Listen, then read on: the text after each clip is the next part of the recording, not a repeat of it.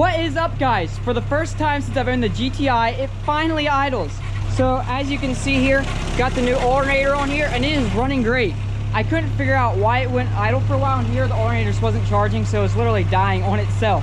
As you saw last video, we kind of failed because the alternator that I got did not even work. It did not fit. So I just got this one rebuilt, which is the best thing because basically brand new alternator and you know it fits. So that's really sweet.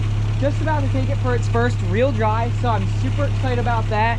Just checked tire pressures, got everything minted, so that's really cool. I got a bunch of parts here that I just bought recently. I'm super excited to show you guys, get on the car, and it's gonna be awesome. But most importantly, I had to quick give you guys a teaser here. We got coilovers, boys.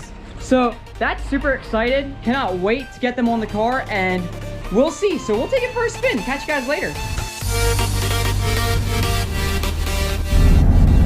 Well, guys, the GTI is on the road and it drives like